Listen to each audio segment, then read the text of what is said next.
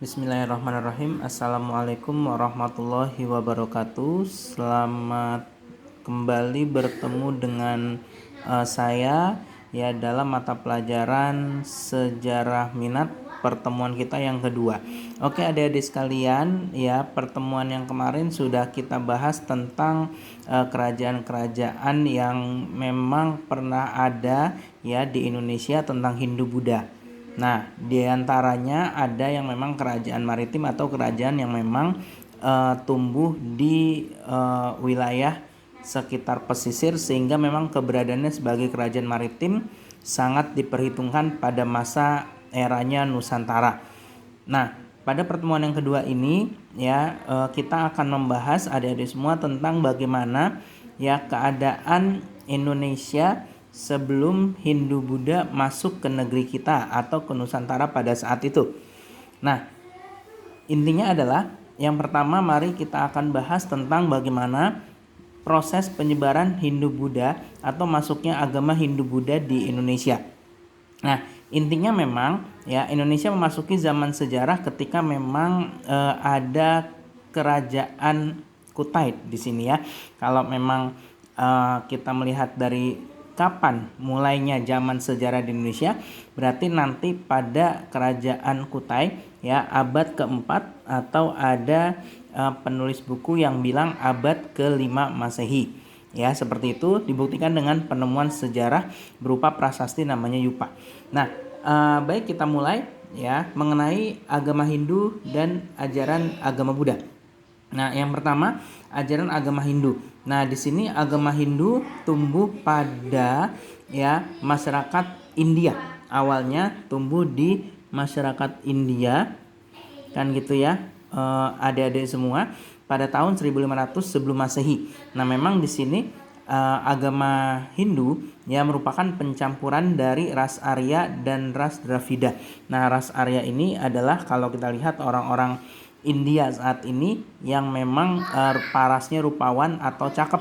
Nah, kalau ras Dravida itu yang memang penduduk asli India di daerah tersebut gitu ya, adik-adik sekalian, sehingga di situ parasnya boleh dikatakan tidak terlalu rupawan ya. Dan memang di sini akhirnya bangsa Arya yang masuk lewat celah Khyber dari pegunungan Himalaya ya, itu nanti akan mendesak orang-orang Dravida, sehingga nanti mereka ya orang-orang Arya ini akan membentuk ya ajaran Hindu. Ya, membentuk ajaran Hindu yang kemudian nanti inti utamanya adalah dia menyembah banyak dewa ya, atau politeisme di sini ya. Nah, artinya memang ada 3 dewa utama ya, Brahma sebagai dewa pencipta, Wisnu sebagai dewa pelindung, dan Dewa Shiva sebagai dewa penghancur, yang memang dalam ajaran agama Hindu terkenal dengan istilah Trimurti ya. Intinya seperti itu. Nah, jadi memang agama Hindu Buddha awalnya memang berasal dari India. Nah, kitab suci dari agama Hindu namanya adalah Weda. Memang nanti di sini ada 4 bagian ya, adik-adik semua bisa membaca di buku kita kan gitu ya. Ini seringkali keluar pada soal-soal ujian. Nah, yang penting dalam agama Hindu ya adalah di sini tercipta 4 kasta ya. Kasta ini penggolongan sosial pada masyarakat Hindu yang memang tidak ada di agama Buddha.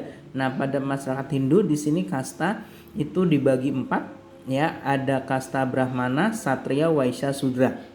Dan kasta Brahmana serta Satria ini banyak diisi oleh ras Arya, dan kasta Waisya dan Sudra banyak diisi oleh penduduk Dravida kan gitu ya. Nah, apa sih tujuannya dibentuk kasta? Berarti kasta dibentuk adalah untuk memang membedakan status sosial di antara ras Arya ya dengan ras Dravida pada saat itu gitu ya. Walaupun nanti saat masuk Indonesia pembagian ini tidak terlalu ketat atau tidak terlalu strict ya, atau strength layaknya di India sana gitu ya, anak-anak semua. Nah, ini dia terkait dengan awal mulanya agama Hindu.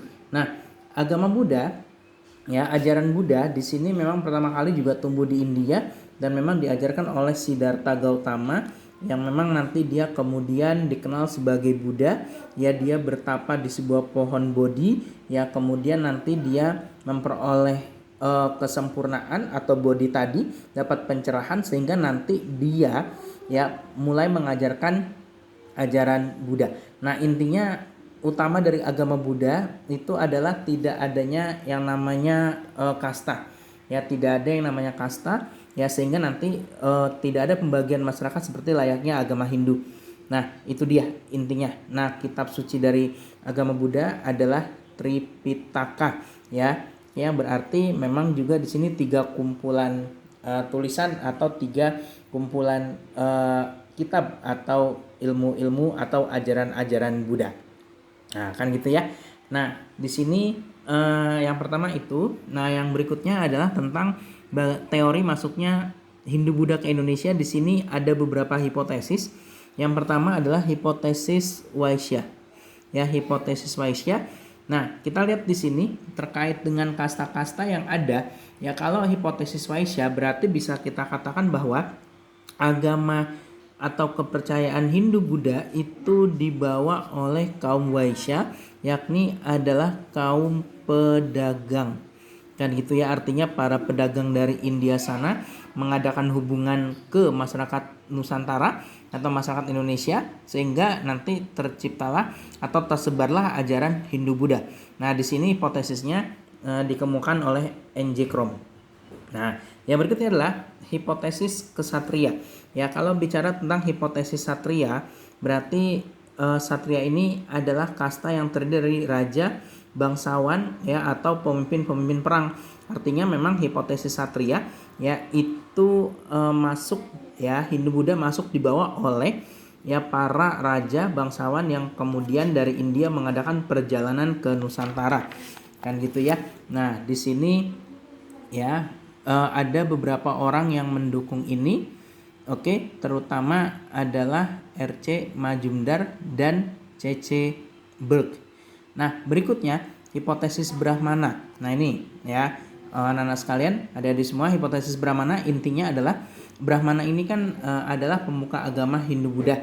Berarti nanti menurut Jesse Van Leer ya Hindu Buddha itu masuk lewat para pemimpin-pemimpin atau pemuka agama Hindu Buddha yang datang menyebarkan ajaran Hindu Buddha dari India ke Indonesia.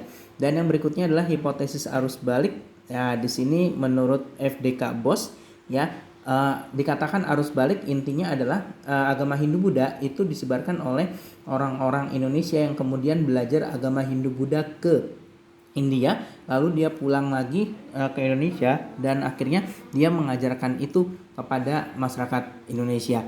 Nah, berarti nanti intinya ya agama Hindu Buddha ini menyebar ke seantero Nusantara gitu kan pada saat itu ya. Memang lewat apa? Di sini ada jalur laut dan ada jalur dagang ya, terutama sekali adalah lewat jalur perdagangan.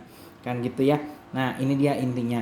Nah, untuk hubungan internasional di sini memang ada bukti-bukti yang ada di buku pelajaran kita halaman 9 dan seterusnya ya. Anak-anak sekalian, intinya adalah sumber-sumber internal yang ditemukan di Indonesia dan ada sumber-sumber eksternal, terutama sekali sumber-sumber dari Tiongkok dan sumber-sumber dari India sendiri.